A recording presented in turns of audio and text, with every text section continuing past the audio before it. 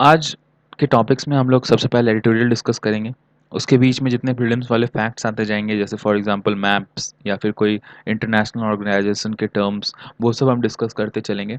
आजकल कुछ टर्म्स हैं जैसे पीडीएस से रिलेटेड, फिर किसान एग्रीकल्चर से रिलेटेड, एजुकेशन से रिलेटेड काफ़ी अच्छे अच्छे टर्म्स हैं जो कि प्रीलिम्स से रिलेटेड है, वो हम डिस्कस करेंगे बीच बीच में।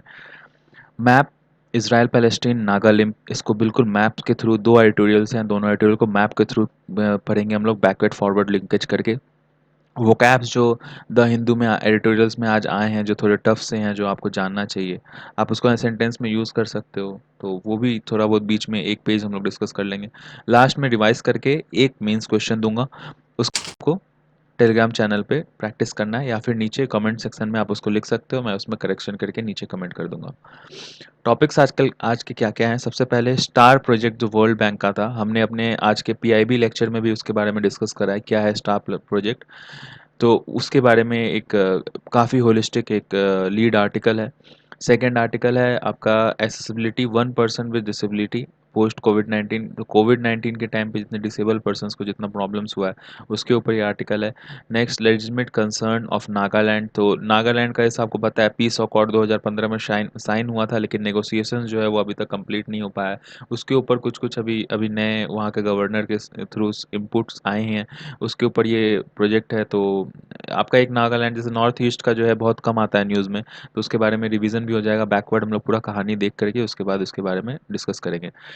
ग्रीन एप्लेंटी पीडीएस के ऊपर आपका ये एक एडिटोरियल है, ये सेम उसी ने लिखा है जिस जिस जिनके अभी हम लोग ने 2-3 दिन पहले हमने जिसका एक इंडियन एक्सप्रेस के ऊपर एक आर्टिकल आया था उन्हीं का, तो उनका हमने डिस्कस करा था। लेकिन ये आर्टिकल जो है उससे थोड़ा सा अलग है, थोड़ा बहुत पॉइंट्स उसमें मिलते हैं लेकिन थोड़े अलग है। 24 आवर्स ऑफ पैलेस्तीन, पैलेस्तीन जो इसराइल है, इसराइल ने ऐसा अभी अनाउंस कर दिया है कि हम जो है कि वो प्रॉपर एक मतलब एनेक्सेशन के ऊपर जा रहे हैं, और इसके ऊपर जो है अभी पूरे वर्ल्ड ऑर्डर में ग्लोबली जो है काफ़ी सारे एप्रीहेंशंस निकल रहे हैं, और न्यू दिल्ली के ऊपर तरफ भी देखा जा रहा है कि उसका क्या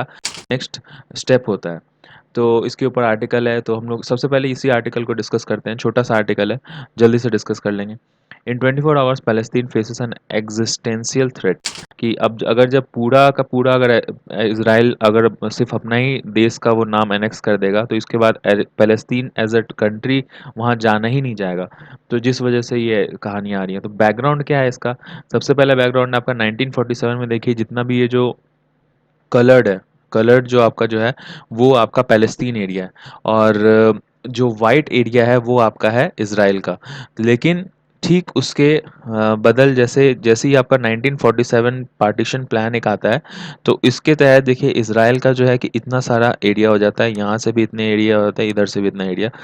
और बीच बीच में आपके पैलेस्तीन का जो है कि एरिया बच जाता है। फिर ठीक कुछ 2-3 साल के बाद 1949 के से लेके 1967 तक जो इसराइल है, इसराइल में ज्यूस रहते हैं, ज्यूस, और ज्यूस जो है वो काफ़ी ज़्यादा जो क्रिश्चियन है उनसे काफ़ी ज़्यादा वो क्लोजनेस उनको मिलता है, और यहाँ पे उनका जैसे जैसे ये भी है एक आपका काफ़ी एक धार्मिक स्थल भी है उनका। तो जिस वजह से जो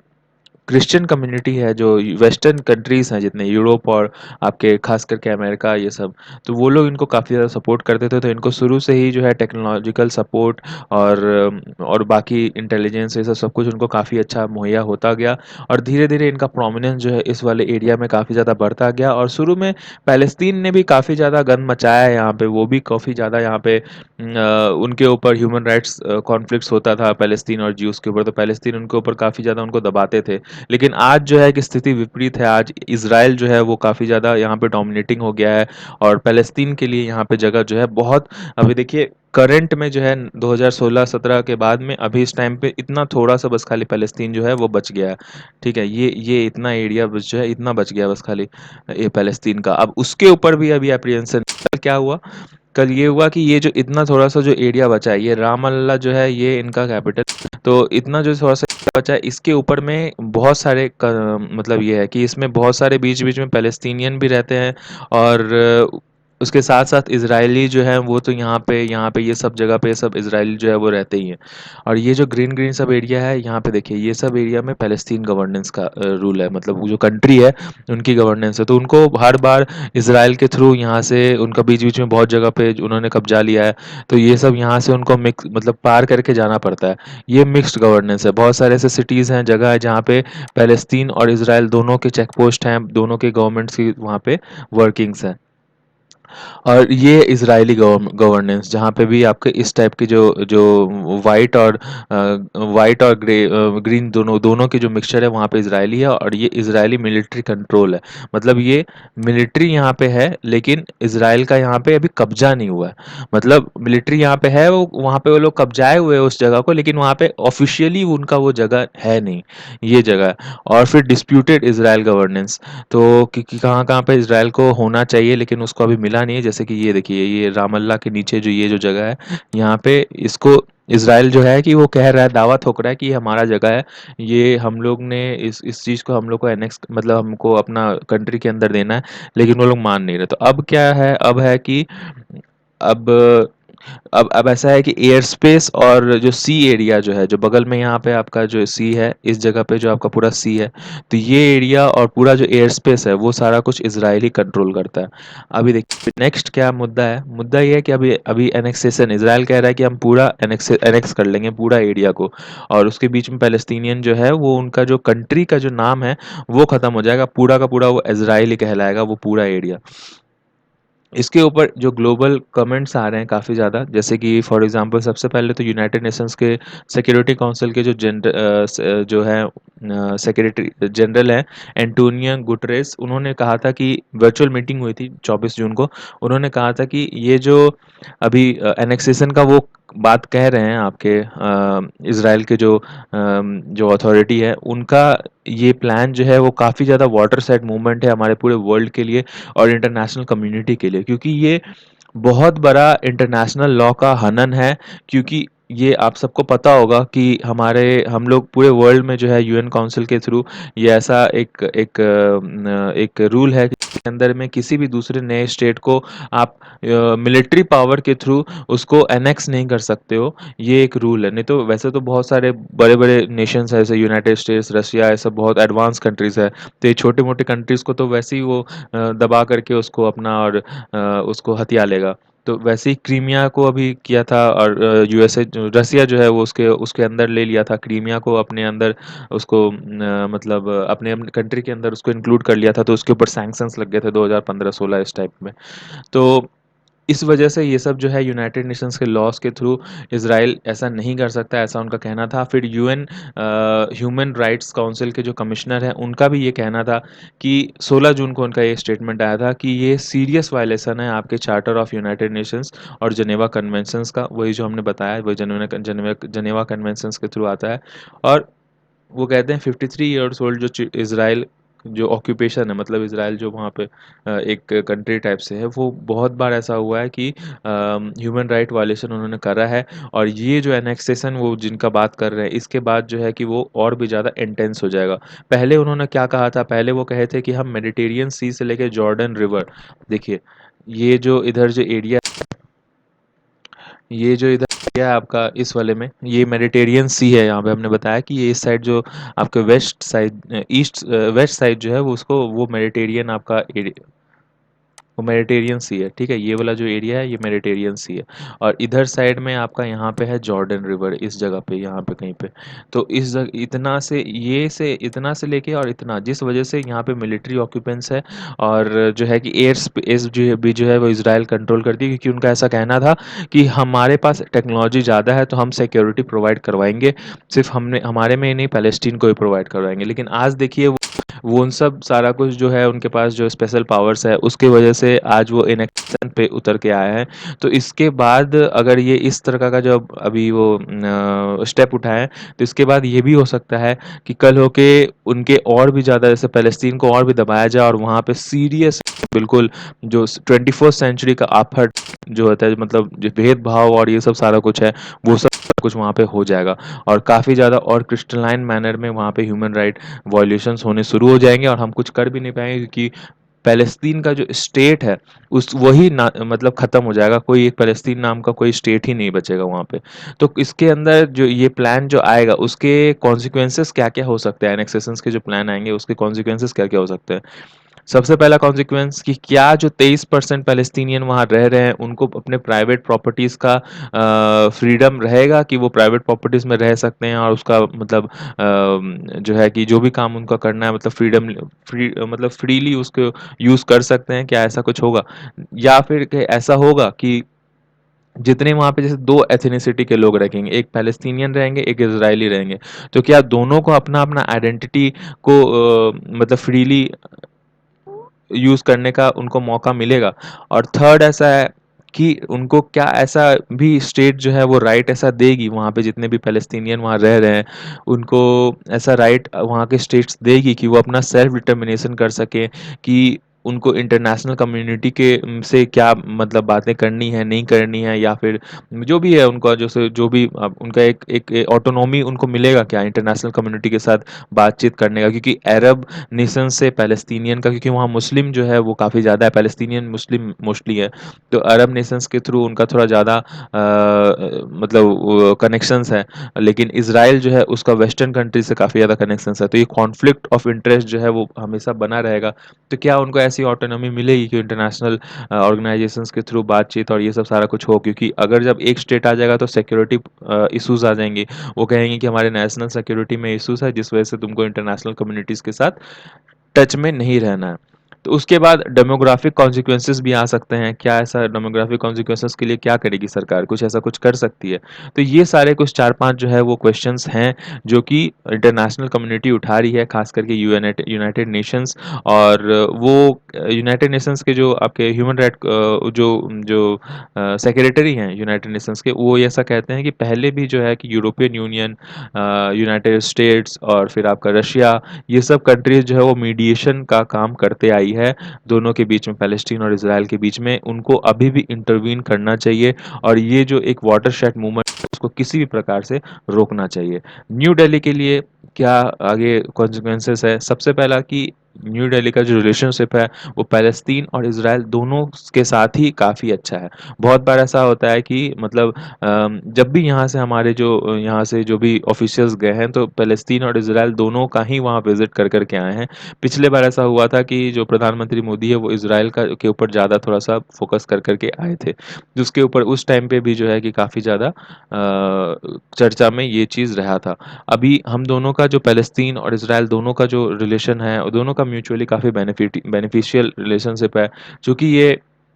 आर्टिकल हामिद अंसारी ने लिखा है तो वो उनको काफ़ी ज़्यादा वैसे वाइस प्रेसिडेंट भी थे, तो उनको काफ़ी ज़्यादा जो है इस मामले में उनको थोड़ा-सा डीपली नॉलेज है, तो वो ये कहते हैं कि हमारी जो ये जो पैलेस्तीन पीपल के साथ जो हमारा जो एक रिलेशनशिप है, वो पोस्ट इंडिपेंडेंस है, मतलब प्री इंडिपेंडेंस से है, मतलब गांधी जी के टाइम से वो सब सारा कुछ हमारा रिलेशनशिप रहा है, और इंडिया जो है प्रिंसिपली हमेशा इस कॉज़ को सपोर्ट किया है, और ग्लोबली भी जो है यूनाइटेड सिक्योरिटी काउंसिल और जनरल असेंबली रिज़ॉल्यूशन जो कहता है कि प पैलेस्तीन एक एक कंट्री है और उसकी आइडेंटिटी खोनी नहीं चाहिए। मतलब बिल्कुल ऐसा नहीं होना चाहिए, मतलब श्रिंक तो करते जा रहा है, लेकिन ऐसा नहीं होना चाहिए कि बिल्कुल ही वो मैप से उसका जो है नामो-निशान हट जाए। क्योंकि इंडिया इतने दिन से जो पैलेस्तीन को है वो सपोर्ट करते आया है, तो अभी क्या इंडिया उसको सपोर्ट करेगा कि नहीं करेगा, ये चीज़ अभी देखने की बात है। बस यही इसका था। अब नेक्स्ट हमारा आर्टिकल है नागालैंड के ऊपर में। जैसा आपको पता है कि ग्रेटर नागालैंड और ये सब सारा कुछ कंट्रोवेंशन जो है आपका इंटरवेंशंस आपका शुरू से ही चलता आया है बहुत सालों से, आज का नया नहीं है। इसके ऊपर हम आर्टिकल अभी देखेंगे कि मतलब हिस्ट्री देखेंगे किस प्रकार से नागालैंड और नागालैंड जो है वो बना है और फिर क्यों इतना मुद्दा है। मुद्दा इसलिए है, अगर सिर्फ इंडिया इंडिया का बात होता तो वो निपटा लिया जाता, लेकिन आप देखिए कि म्यांमार का भी कुछ हिस्सा जो है वो इस जगह पे, ये आपका यहाँ पे देखिए, ये आपका इंडिया और म्यांमार का बॉर्डर है। लेकिन जो नागालिम का जो बात हो रहा है, ग्रेटर नागालैंड नागालिम में सब जो बात हो रहा है, इसमें ये पूरा एरिया इनको चाहिए, और ये एरिया में आपका मणिपुर भी आता है। नागालैंड जो अभी फिलहाल है वो तो आता ही है,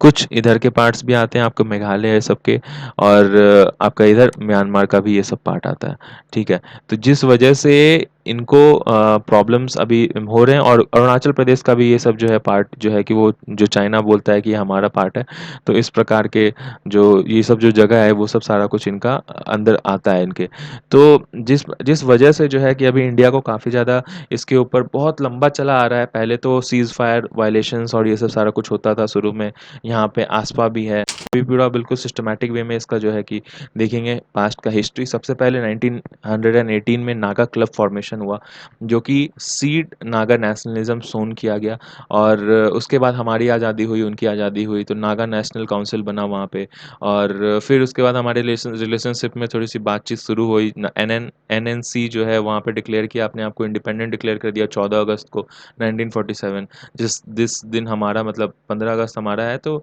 14 अगस्त को उन्होंने डिक्लेयर किया पाकिस्तान वाले दिन। और फिर जून 1947 को हैदरी एक नाम के थे, वहाँ पे वो डिक्लेयर हो गया आपका। फिर नागालैंड पीस मिशन भी क्रिएट किया गया, सीज़ फायर साइन किया गया कि इंडिया और नागालैंड के बीच में जो है कि कोई जैसे बॉर्डर कॉन्फ्लिक्ट की वजह से मतलब फायरिंग नहीं होगी आपस में। फिर 1975 में शिलोंग अकॉर्ड साइन किया गया इंडिया और नागालैंड के अंतर्गत। और फिर जो है कि नागालैंड का फॉर्मेशन आपका कुछ दिन में हो गया। तो इन सब में आप देखिए कि ये सारा कुछ मतलब इतना कुछ जो पहले से जो चल के आ रहा है, उसके बाद भी Naga accord, peace accord sign हुआ अभी 2015 में। उससे उसके बाद भी अभी कुछ-कुछ नेगोशिएशन जो है वो चालू है, जैसे कि उनका सबसे पहला ऐसा मतलब डिमांड है कि उनको एक फ्लैग चाहिए, नेशनल फ्लैग चाहिए, और दूसरा कि उनको एक कॉन्स्टिट्यूशन चाहिए अपना खुद का। तो इंडिया का जैसे रूल है कि हम लोग कॉन्स्टिट्यूशन सिर्फ एक ही रहेगा, 2-3 कॉन्स्टिट्यूशंस नहीं रहेंगे। और दूसरा फ्लैग के ऊपर जो है, तो इंडिया पहले तो नहीं मान रही थी, बाद में उन्होंने कहा कि चलिए ठीक है, हमको फ्लैग देंगे, लेकिन उसका सिर्फ आपको कल्चरल यूज़ करना होगा। तो पहले तो वो मान गए, लेकिन कुछ दिन के बाद फिर वो आपस में डिसाइड करके बोलते हैं नहीं, नहीं, नहीं, नहीं, ऐसे नहीं चलेगा। वो हम लोग जो फ्लैग रखेंगे तो उसका और भी बहुत सारे पॉलिटिकल मीन्स भी है, बहुत काफ़ी उसके अंदर फिलॉसफिकल है, तो उसको हम सिर्फ कल्चरल यूज़ नहीं कर सकते। हम उसका और भी दूसरे तरीके से यूज़ करेंगे आपके जैसे ऑफिस बिल्डिंग्स में और ये सब सारा कुछ, तो हमें उस तरीके के चाहिए। तो फ्लैग के ऊपर तो आदमी फिर भी मतलब एक टाइम पे इंडिया जो है कि एग्रीमेंट करने का सोच सकता है कि ठीक है चलिए रख लेते हैं। लेकिन आप क्योंकि हमारे पास और भी बहुत सारे गवर्नमेंट ऑर्गेनाइजेशंस हैं और फिर प्राइवेट ऑर्गेनाइजेशंस हैं जो कि अपने अपने फ्लैग को यूज़ करते हैं। बहुत सारे ऐसे साउथ में भी कुछ जैसे तेलंगाना अभी कुछ दिन पहले फ्लैग को लेकर के काफ़ी ज़्यादा वोकल था। फिर जैसे मतलब प्राइवेट ऑर्गेनाइजेशन जैसे बीसीसीआई है, इस तरीके का जो ऑर्गेनाइजेशन है, क्रिकेट मैच होता है तो वो लोग अपना फ्लैग लगाते हैं। तो वो फ्लैग इज समथिंग एल्स। लेकिन ये जो फ्लैग का बात कर रहे हैं वो आपके पॉलिटिकल बात हो रहा है, और ये अगर सिर्फ फ्लैग की बात होती तो हो सकता है कहीं ना कहीं इंडिया मान जाता। लेकिन अनदर कॉन्स्टिट्यूशन उसके बाद भी जो उनका जो जो बॉर्डर है वो जो इंडिया के साथ, म्यांमार के साथ, और भी जो दूसरे स्टेट्स हैं आपके, सिक्किम, अरुणाचल प्रदेश, असम, ये सब के साथ जो लग रहा है, उसके ऊपर जो है काफ़ी ज़्यादा प्रॉब्लम है। और इसके ऊपर जो एनएससीएन और आईएम जो है उनको उनको उनके मतलब साथ में रह करके और ये सब सारा कुछ को डील करना पड़ता है। तो उसके अंदर और भी कुछ-कुछ ऐसे सिविल सोसाइटीज़ और बहुत सारे ऐसे वहाँ के आपके ऑर्गेनाइजेशंस हैं जिसके थ्रू साथ में लेके सबको अकॉर्ड में लेकर के बातचीत करनी पड़ती है। तो अभी इस चीज़ में शुरू में तो आपके मतलब बहुत सारे ऐसे ब्यूरोक्रेट्स आए हैं जो इस चीज़ को मतलब ऑन टेबल लेकर के आके और कॉन्फ्लिक्ट सुलझाने की बातें करी हैं। जैसे कि पहले पहले अभी जो हमारे एनएसए हैं उन्होंने बहुत दिन तक नागालैंड में पीस अकॉर्ड को लाने के लिए बहुत ज़्यादा काम किया है। अभी फ़िलहाल वहाँ के जो गवर्नर हैं मिस्टर रवि, तो वो भी इस चीज़ के ऊपर काफ़ी ज़्यादा मतलब दोनों फ्रंट को एक साथ लेकर के आके, और वो चाह रहे हैं कि 2-3-4 और भी जो जितने जो डायमेंशंस हैं वहाँ के जो पॉलिटिकल जो डायमेंशंस हैं उन सब लीडर्स को एक साथ लेकर के आके और एक पीस अकॉर्ड साइन हो जाए। लेकिन उनकी जो ऐसे जो वो कॉन्स्टिट्यूशन और इस तरह की जो बातें हैं, तो वो सब सारा कुछ और भी कुछ-कुछ बातें हैं, जैसे कि वो चाहते हैं कि हम एक नागालैंड जो भी फ़िलहाल जो है वहाँ की जो गवर्नमेंट है वो चाहती है कि अगर नया ग्रेटर नागालैंड और ये सब सारा कुछ बने, तो हम लोग का जो है कि जो हमारा जो स्टेट है वो हम लोग का अलग में हम लोग पास रहे ही, और दूसरा जो उनको जो बनाना है ग्रेटर नागालैंड वो अपना बनाते रहे। तो काफ़ी ज़्यादा कॉन्फ्लिक्ट ऑफ इंटरेस्ट है, और जिस वजह से जो है कि इतनी सारा प्रॉब्लम्स जो है इतने दिन से होते आया है। अब हम लोग आते हैं आर्टिकल के ऊपर कि आर्टिकल आज एक्चुअली आज क्यों है और क्या कहता है। देखिए, कुछ दिन पहले जो वहाँ के जो गवर्नर हैं रवि, जो 2015 से अभी तक वहाँ पे इंटरलोक्यूटर एक मतलब मीडिएटर का काम कर रहे हैं आपके हमारे इंडियन गवर्नमेंट और वहाँ के इंसर्जेंट ग्रुप के दरमियान, ताकि एक पीस प्रोसेस एस्टैब्लिश किया जा सके। उनका ऐसा कहना था, उनका वो उन्होंने एक लेटर जो है वो अभी वहाँ के जो गवर्नमेंट है, करंट जो नागालैंड गवर्नमेंट के चीफ मिनिस्टर हैं आपके निफू रियू, उनको एक लेटर लिखा है जिसके अंदर उन्होंने ये कहा है कि लॉ एंड ऑर्डर जो है नागालैंड में काफ़ी ज़्यादा कोलैप्स हो गया है, क्योंकि कुछ ऐसे गैंग्स हैं जो कि बंदूक के दम पर काफ़ी ज़्यादा एक्सटॉर्शन इकट्ठा कर रहे हैं। अब ये जो लेटर उन्होंने भेजा, उसके बाद काफ़ी सारे कमेंट्स आने लग गए हैं और एक तरह से कंट्रोवर्सी क्रिएट हो गई है स्टेट के अंदर, क्योंकि उसमें लेटर में ये भी लिखा हुआ था कि अब आगे से जो है आप लोग लॉ ऑर्डर मेंटेन नहीं कर पा रहे हो, तो चूंकि article 371A(1) B sub clause B जो है हमारे इंडियन कॉन्स्टिट्यूशन का, वो मुझे अलाउ करता है कि मैं ट्रांसफ़र और पोस्टिंग जितने भी ऑफिशियल्स के हैं वो मैं देख सकता हूँ। तो अगली बार से जितने भी ट्रांसफ़र और पोस्टिंग जो भी आपके ऑफिशियल्स की होंगी आपके एरिया में, वो मेरे थ्रू होकर के जाएँ। अब जब इन्होंने ये लेटर लिखा था, तो बिकॉज़ आपको मैंने बताया कि 2015 लास्ट ईयर तक, मतलब 2017-18 तक गवर्नमेंट जो है, 2019 के नवंबर तक भी हमारे होम मिनिस्टर वहाँ जा कर के वहाँ के इंसर्जेंट ग्रुप से, वहाँ की सिविल सोसाइटीज़ से बात करके और आए थे कि किस प्रकार से पीस ट्रीटी जो है वो नेगोशिएशंस जो हैं वो बिल्कुल कंट्रोल हो जाएँ और मान्य हो जाएँ। लेकिन फिर भी अभी तक कुछ ख़ास नहीं हो पाया था, वही फ्लैग और आपका कॉन्स्टिट्यूशन के चक्कर में। तो इसके बाद जो इस तरह का जो मतलब उनका डायलॉग आता है, तो कुछ लोग ऐसा कहते हैं कि ये जो डायलॉग उन्होंने दिया है, उसका सिर्फ़ और सिर्फ़ यही मतलब है कि सेंटर चाहती है कि ये फिर से मुद्दा जो है वो उठे, क्योंकि अभी कुछ दिन तक ठंडे बस्ते में चला गया था, तो ये फिर से मुद्दा उठे और जो दोनों ग्रुप हैं वो आपस मतलब या तो बात करें, नहीं तो कुछ ना कुछ वो एक्शन ले, तो इस प्रकार से आगे जो है वो मुद्दा वो बढ़े। लेकिन उसके अलावा जो एक वहाँ के जो मेन जो इंसर्जेंट ग्रुप है NSCN-IM, national socialist council of Nagaland, इसक मुइवा, वो ऐसा कहती है, उन्होंने सीज़ फायर भी साइन किया था गवर्नमेंट के साथ। तो वो ऐसा कहती है कि देखिए, आप जिस ग्रुप्स को कह रहे हैं इंसर्जेंट ग्रुप्स, और वो गैंग्स आप कह रहे हो, वो गैंग्स नहीं है, और दूसरी बात आप जो एक्सटॉर्शन कह रहे हो वो एक्सटॉर्शन नहीं है, वो टैक्स कलेक्शन है। सजेस्टिंग कि उस उन जगहों पे कुछ ऐसे एक्शंस लेते हैं वहाँ के ऐसे ग्रुप्स जो कि वहाँ के वेलफेयर के लिए वो काम होता है। लेकिन बहुत सारे ऐसे ग्रुप्स हैं जो कि ऐसा भी बता रहे हैं कि ये जो वहाँ से टैक्स ले रहे हैं, इसका मतलब ये है कि वो अपना एक पैरेलल गवर्नमेंट भी चला रहे हैं, जो कि काफ़ी गलत है। एक ही स्टेट में दो मतलब एनार्की टाइप से सिचुएशन है ये। तो कोई लोग तो इस लेटर का निंदा भी कर रहे हैं कि ये लेटर नहीं लिखना चाहिए, और कुछ लोग ऐसा कह रहे हैं कि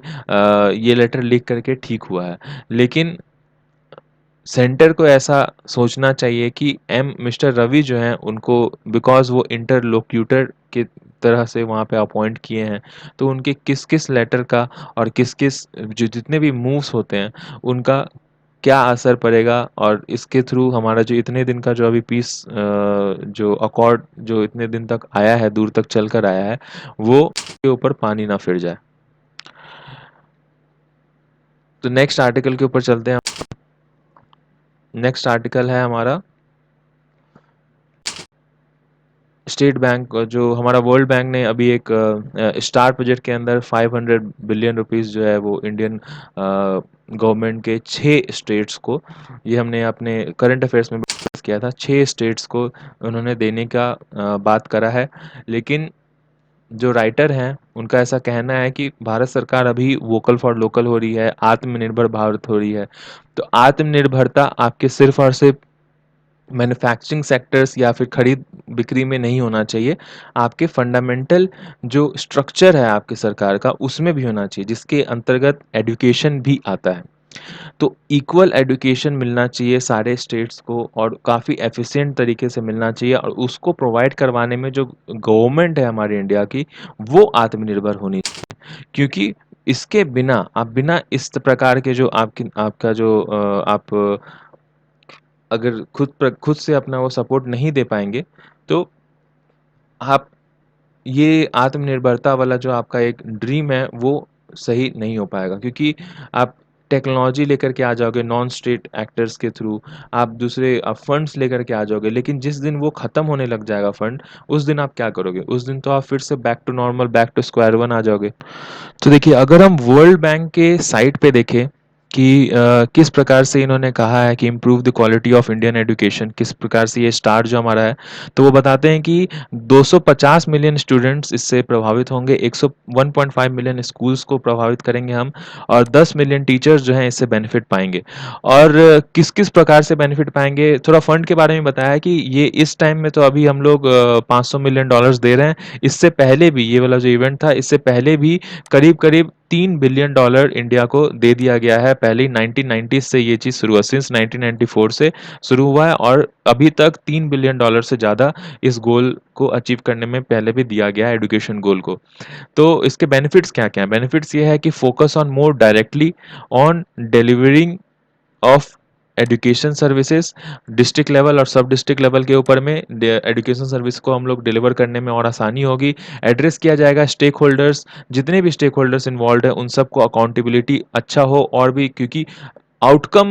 डिफाइन करेगा ना ये, क्योंकि ये डाटा निकाल करके लाएगा कि किस स्टूडेंट को क्या प्रॉब्लम हो रही है, और उसको किस प्रकार से आगे फ्यूचर में उसको जॉब में उसको लगाने के लिए और क्या-क्या इसके अंदर इम्प्रूवमेंट किया जा सकता है। तो ये आउटकम निकालने के लिए डाटा मैनेजमेंट किया जाएगा। इसके ये जो डाटा है वो टीचर्स को दिया जाएगा ताकि वो मैनेज कर सकें अपने, और किस तरीके से वो ट्रांसफ़ॉर्म करके वो सारे जो गोल्स हैं, जिसमें वो बच्चा जो है वो नीचे लाइक कर रहा है, मतलब एक तरह से रिपोर्ट कार्ड निकाल कर देगा। तो वो जो रिपोर्ट कार्ड में वो किस-किस क्षेत्र में वो नीचे है बच्चा, तो उसको किस तरीके से उसको पुश करके एक्सेल करवा सके, तो टीचर्स का लर्निंग आउटकम और बढ़ाएगा। इस तरीके के इन्वेस्टमेंट से जो है इंडिया का ह्यूमन कैपिटल जैसे आपको पता है कि जो लोग हैं उनके उनमें अगर इन्वेस्ट करते हो आप, तो उसको ह्यूमन कैपिटल कहते हैं। वो किस प्रकार से स्किल्ड होते हैं, वो किस किस प्रकार से वो लिटरेट होते हैं, तो ऐसे आपका ह्यूमन कैपिटल बढ़ता है।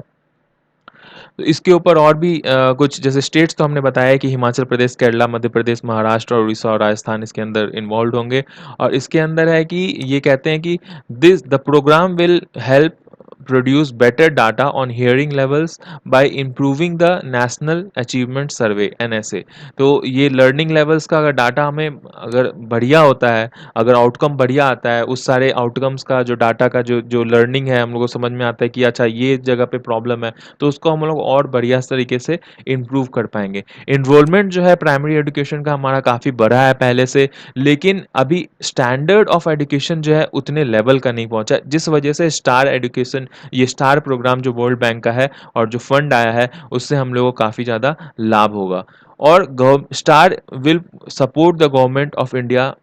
vision to provide greater flexibility to states for school education planning and budgeting. अब देखिए, जब आउटकम आउटकम आपके पास आएगा, आपके पास ये पता चलेगा कि हमें किस जगह पे मतलब फोकस करना है, तो आपको जो लूप होल्स निकल करके आएंगे, तो उसको किस प्रकार से एड्रेस करना है वो भी तो आप बता पाओगे ना। तो किस कितने उसमें पैसे लगेंगे, किस प्रकार से आपको एफिशिएंसी बढ़ाना है, तो ये सब बात की बात जो है आपको बाद में पता चलेगी, तो उससे बजटरी और प्लानिंग जो है वो काफ़ी ज़्यादा और एफिशिएंट हो जाएगा, ऐसा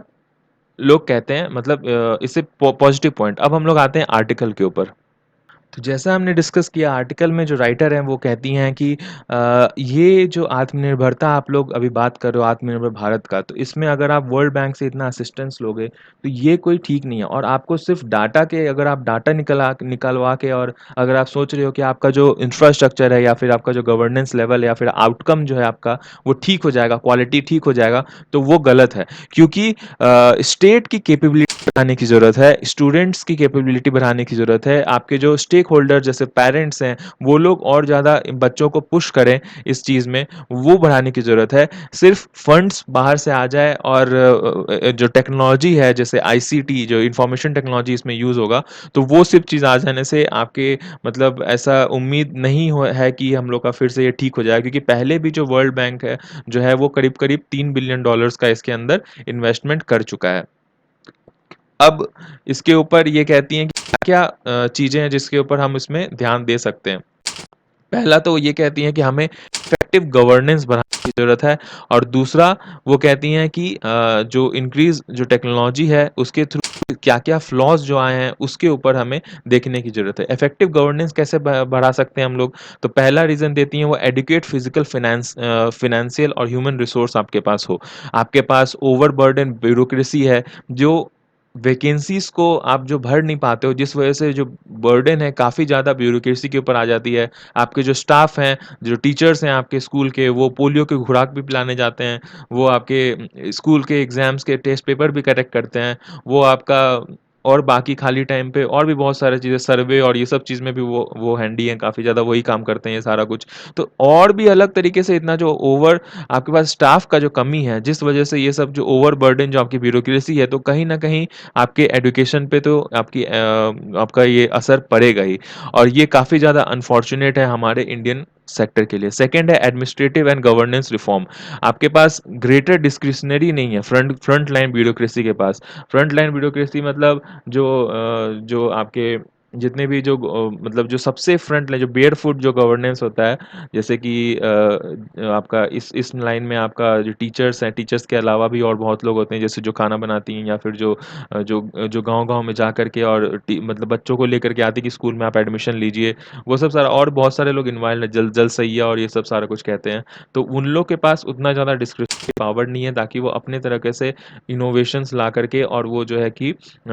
उस चीज़ में और भी अच्छे तरीके से अपना कंट्रीब्यूशन दे पाएँ। और चूँकि इस वजह से है और दूसरी भी जो इनोवेशंस गवर्नमेंट ला सकती है टेक्नोलॉजी के थ्रू में या फिर और भी अकाउंटेबिलिटी के ऊपर में, ये जो फ्रंट लाइन आपका जो ब्यूरोक्रेसी है उसको आप जो डिस्क्रिशनरी पावर नहीं दे पाते हो उतना, जिस प्रकार से इनोवेशन जो है हमारा सरकार लैक करता है। येट रिफॉर्म्स जो हैं बहुत सारे सक्सेसफुल हुए हैं और आगे भी हो सकते हैं, लेकिन इसका जो आउटसोर्सिंग आप कर रहे हो बाहर से अगर नॉन स्टेट पार्टनर लेकर के आ रहे हो, अपने स्टेट पार्टनर्स को आप नहीं दे रहे हो मौका कि वो अपने गलतियों को सुधारे, तो ये गलतियाँ तो और लंबे टाइम तक ये वैसे ही रहेगी ना, वो तो आपकी सुधरेगी नहीं। तो हमें अकाउंटेबिलिटी सेंस ऑफ अकाउंटेबिलिटी लाने की ज़्यादा ज़रूरत है इस टाइम पे, ताकि आपका जो एडमिनिस्ट्रेशन है वो और ज़्यादा सशक्त हो सके। थर्ड पॉइंट बताती हैं कि एफिशिएंसी हम किस प्रकार से इम्प्रूव कर सकते हैं गवर्नेंस का। थर्ड पॉइंट वो ये है कि ट्रस्ट चाहिए हमारे एडमिनिस्ट्रेशन में, क्योंकि एक लेवल जो आपका एडमिनिस्ट्रेशन है वो दूसरे डिपार्टमेंट के ऊपर या फिर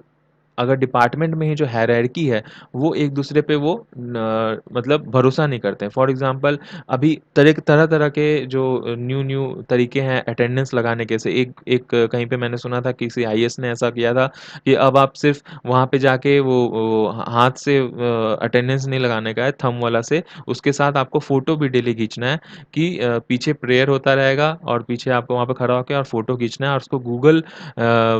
जो ये लोकेशंस के थ्रू मतलब गूगल लोकेशन ऑन करके आपको फ़ोटो पोस्ट करना है साइट के ऊपर। तो इससे क्या है, गूगल लोकेशन ऑन करने से आपको लोकेशन और डेट जो है रियल टाइम गूगल का पता चलेगा और दूसरा कि आप स्कूल गए हो और पीछे मतलब असेंबली हो रहा है, वो फ़ोटो जो है वो आएगी तो पता चलेगा आप स्कूल के अंदर खड़ा होकर के अटेंडेंस लगा रहे हो। क्योंकि पहले ऐसा होता था कि लोग घर में बैठे-बैठे अटेंडेंस लगाते थे या फिर जो है कि कोई नहीं गया तो उसके बदले कि कोई और जाकर के वहाँ पे साइन करके आ गया रजिस्टर पे। तो ये सब सारा कुछ चल रहा था। तो ये एक तरह से दिखाता है कि ट्रस्ट डेफ़िसिट कितना कम है और ट्रस्ट डेफ़िसिट नहीं है तो कुछ लोग तो वैसे होते हैं जो कि इस प्रकार से काम करते हैं, लेकिन बहुत सारे टीचर्स ऐसे भी हैं, बहुत सारे स्टाफ ऐसे भी हैं जो ये सब काम नहीं करते हैं। मान लीजिए आंगनबाड़ी की जो स्टाफ है, वो मान लीजिए घपला नहीं कर रही है, लेकिन फिर भी उसके ऊपर बहुत सारे मतलब एप्रीहेंशंस लगा रहे हैं कि ये घपला कर रही है और ये बहुत सारा इसमें माल चुरा-चुरा कर लेकर घर जा रही है। तो इस प्रकार से जो है वो ट्रस्ट डेफ़िसिट की वजह से एफिशिएंसी जो है आपकी एडमिनिस्ट्रेशन में वो काफ़ी ज़्यादा कम होती है। तो गोल आपका ये नहीं है कि आप किस प्रकार से दूसरों का लूपहोल निकालोगे और लूपहोल निकाल के अपने पॉकेट में रख के घर चले जाओगे। आपको लूपहोल निकाल के उसको उसको पनिश या जज करने से ज़्यादा है कि आपको किस प्रकार से वो गोल को इम्प्रूव करने में वो लूपहोल को ख़त्म कर पाओ, ये आपको पता लगाना ज़्यादा ज़रूरी है। तो फ्लॉड अप्रोच क्या है? अब स्टार जो आ गया है आपका नया ये जो वर्ल्ड बैंक का है, तो ये कुछ पॉइंट्स ऐसे हैं जो कि ये फ़ेल करता है एड्रेस करने में। सबसे पहला तो यही है कि वैकेंसीज़ के ऊपर ये बिल्कुल ध्यान नहीं देता है। District institutes and education training में में जितने भी जो सिस्टम एजुकेशन सिस्टम में जितने भी वैकेंसीज़ हैं और जो टीचर्स को किस प्रकार से वहाँ से कहाँ से बहाली लेना है, वो सब कुछ में जो जो आजकल जो बहुत ज़्यादा अंदर घपलाबाज़ी चलता है बहाली में, तो वो सब जो है वो भी काफ़ी ज़्यादा मतलब एड्रेस करने लायक चीज़ है, जो कि वर्ल्ड बैंक जो है इसके बारे में कुछ भी नहीं बात करता है। सिर्फ़ आपके आउटकम निकाल लेने से, जो करंट इंफ्रास्ट्रक्चर है उसके अंदर क्या बच्चा पढ़ रहा है, कितना बच्चा पढ़ रहा है, तो वो सब आउटकम निकाल लेने से आपके पास जब वहाँ पे लोग ही नहीं होंगे टीचर उस प्रकार से मोटिवेटेड और कैपेबल फैकल्टी, तो आप किस मतलब आप किसको बताओगे कि ये चीज़ काम करना है? बहुत सारा ऐसा असर रिपोर्ट आया था आपका, असर रिपोर्ट आता है हर साल। ऐसा रिपोर्ट आया था कि बहुत सारे टीचर्स जो हैं गाँव में वो मतलब ढंग से वो लिख भी नहीं पाती हैं इंग्लिश या फिर जो भी है। तो वो प जब लिख ही नहीं पाती है तो बच्चों को पढ़ाएँगे क्या? तो इससे ज़्यादा कि बहुत ज़्यादा ओवरबर्डन्ड हो जाता है हमारा ब्यूरोक्रेसी, कम स्टाफ, कम कैपेबल मैन पावर की वजह से, कम ट्रेन्ड मैन पावर की वजह से और इस चीज़ को जो फ्लॉ है उसको एड्रेस नहीं करता है वर्ल्ड बैंक का ये new initiative. Second world bank ignore करता है डिसेंट्रलाइजेशन डिसीज़न मेकिंग पावर। जैसा कि हमने पहले भी देखा था कि अभी जो फ्रंट लाइन आपका ब्यूरोक्रेसी है, उसको ज़्यादा आपको डिसीज़न मेकिंग पावर्स देने की ज़रूरत है। आप सिर्फ़ डिवोल्यूशन ऑफ फंड से या फिर रियल डिसीज़न मेकिंग पावर से काफ़ी अच्छा उसमें अकाउंटेबिलिटी क्रिएट कर सकते हो और जब तक ये अकाउंटेबिलिटी नहीं आएगी, तो सिर्फ़ सुपरविज़न ऑफ़िसर जो है कि ऊपर-ऊपर से आके और ये अकाउंट मतलब लेगा कि भाई तुमने क्या किया, तुमने क्या किया? तो इससे जो है कि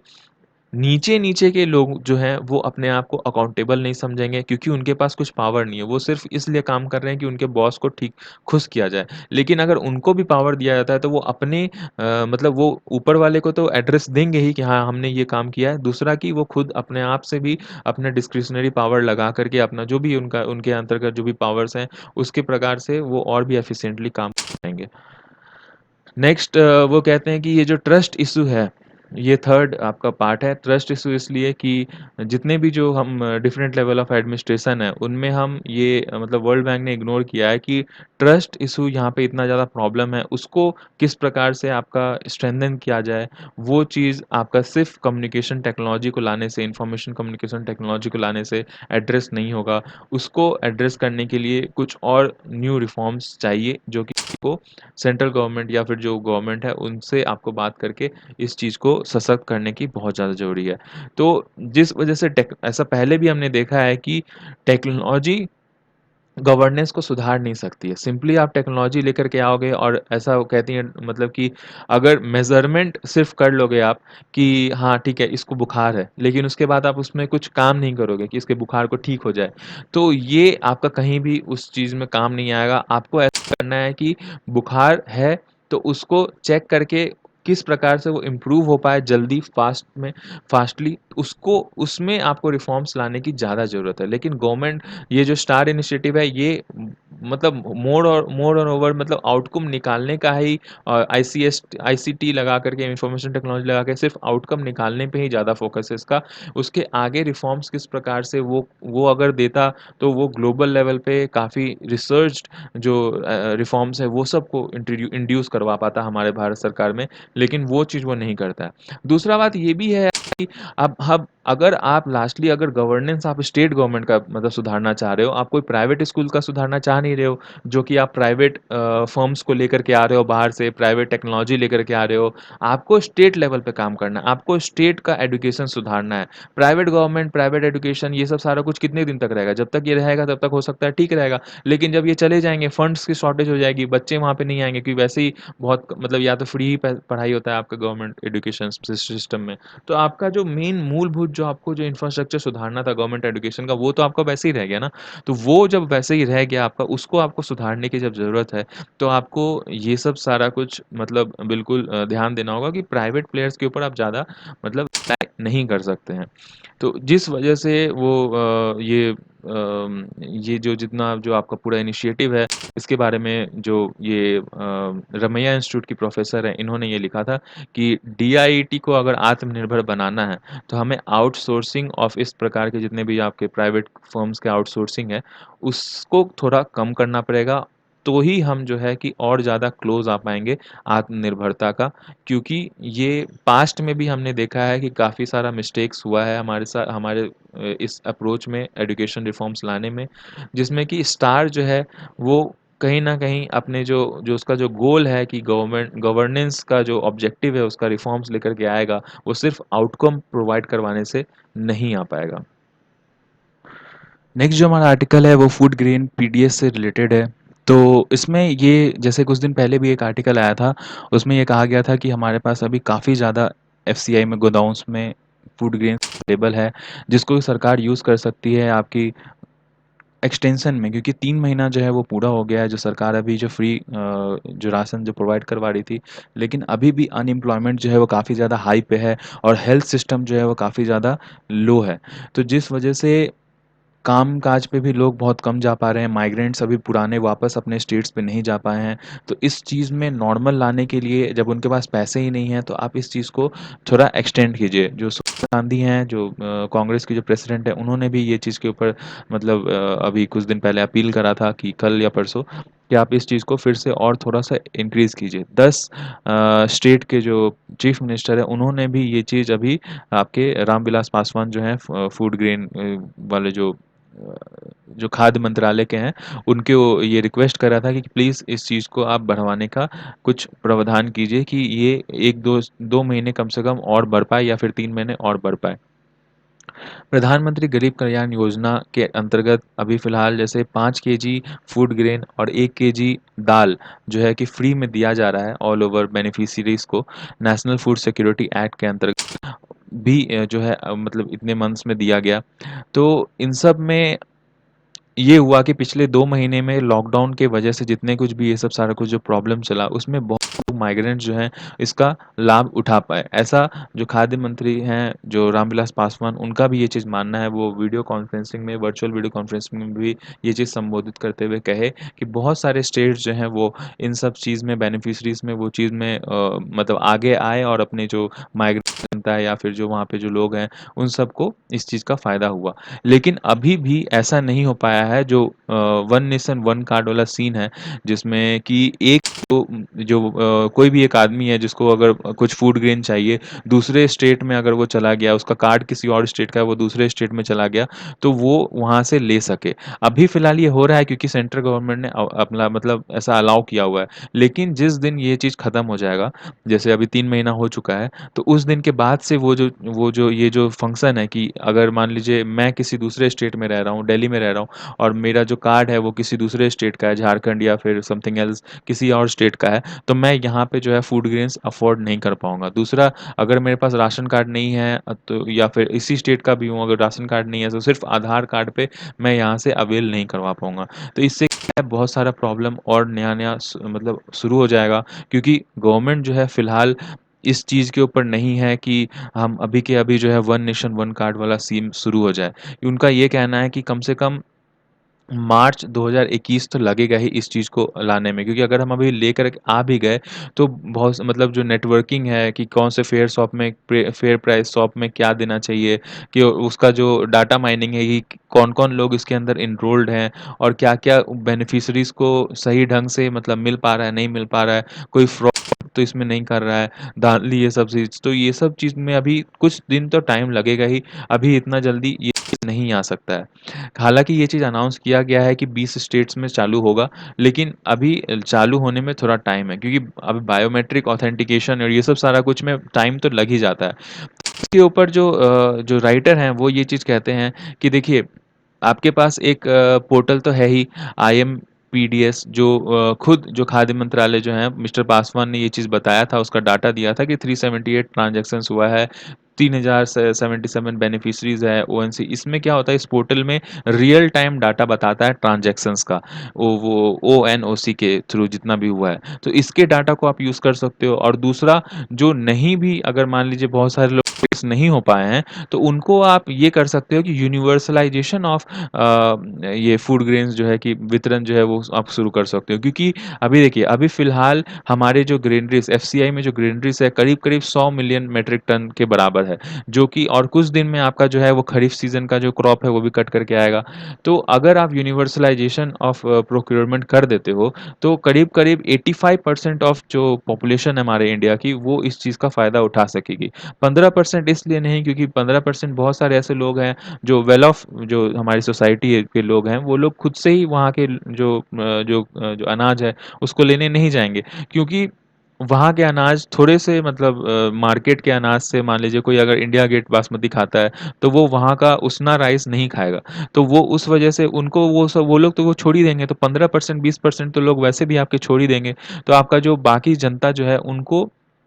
इससे फ़ायदा हो पाएगा। लेकिन गवर्नमेंट का अभी फ़िलहाल ये मानना है कि हम ओपन मार्केट सेल स्कीम्स के थ्रू इस चीज़ को हटाएँगे। ये जो पूरा आपका जो जो भी उनके पास अनाज है, उस चीज़ को बेचेंगे। लेकिन राइटर ऐसा कहते हैं कि 2017, 18, 2020 और 2021 का जो डाटा है आपका, उससे ये पता चलता है कि आप ओपन मार्केट सिस्टम से सिर्फ़ 16.16 मिलियन टन्स ही बेच पाए हो और आपके पास कितना है अभी एफसीआई में? 100 मिलियन मेट्रिक टन करीब में। तो उतना सारा कुछ आप बेच नहीं पाओगे ओएमएसएस से, तो उससे फ़ायदा यही है उससे अच्छा कि ये क्राइसिस की सिचुएशन में आप अपने जनता की हेल्प करो और पीडीएस का जो ये जो अनफैथमेबल जो मूवमेंट है, उस चीज़ को आप बिल्कुल सुलझाओ इस वाले सिचुएशन में क्योंकि अब नीड ऑफ द आवर यही है कि इस सिचुएशन में कैसे करके निकल पाएँ और चूँकि आपके पास जगह भी नहीं है एफसीआई के लिए, तो आप अपने जो स्टबर्न जो आपका एक जो डेफ़िसिट आपको कम करने का जो लगा है कि फिज़िकल डेफ़िसिट हम कम कर देंगे ओएमएसएस से बेच करके फूड ग्रेन, तो उस चीज़ से आप गेट रीड हो करके बाहर निकल के आओ। तो आज हमने क्या-क्या डिस्कस करा? तो आज हमने डिस्कस करा सबसे पहले वर्ल्ड बैंक स्टार प्रोजेक्ट के बारे में जिसमें कि ये बताया गया कि किस प्रकार से सिर्फ़ आउटकम जो है वो आपका सफिशिएंट नहीं होगा, आपको ब्यूरोक्रेसी लेवल पे वैकेंसीज़ को बढ़ानी पड़ेगी। आपको दूसरा टीचर्स को और भी ज़्यादा मतलब जो ट्रेनिंग देना पड़ेगा ताकि वो और भी ज़्यादा मतलब वैकेंसीज़ को भर करके कैपेबल टीचर्स वहाँ पे आएँ और जो है कि आपको ट्रस्ट डेफ़िसिट जो है इंटर गवर्नमेंटल डिपार्टमेंटल जो है उन सब चीज़ को कम करना पड़ेगा। Next new era of accessibility of new person disability ये हमने आज डिस्कस नहीं करा है। ये आपको क्योंकि लेक्चर का टाइमिंग बहुत लंबा हो गया है तो इसके बाद हो सकता है 5 मिनट का एक नया वीडियो डाल करके उसको कंप्लीट किया जाए। आप देख लीजिएगा। वो डिसेबल पर्सन्स के ऊपर है कि कोविड-19 के टाइम पे उन पे क्या असर पड़ा है, उसके ऊपर है। थर्ड वाला है हमारा legitimate concern about Nagaland. Nagaland में किस प्रकार से जो न्यू गवर्नर हैं, वो अभी चेंज उन्होंने अभी जो है कि लेटर लिख कर के और ये बताया कि इंसर्जेंट ग्रुप्स जो है, गैंग्स जो है, वो किस तरीके से एक्सॉर्शन मनी जो है एक्सॉर्शन मनी मतलब कि धमका करके बंदूक के दम पर पे पैसे लेना कलेक्शन करना मार्केट से। तो उसके ऊपर क्या इम्प्लीकेशंस आए हैं, वहाँ के जो लोग हैं इसहक मोइवा वाली जो कमिटी है वो बोले कि हम कोई एक्सटॉर्शन नहीं ले रहे, हम टैक्स कलेक्ट कर रहे हैं और उसके ऊपर काफ़ी ज़्यादा एप्रीहेंशंस हो रहे हैं कि क्यों इस प्रकार से वो जो है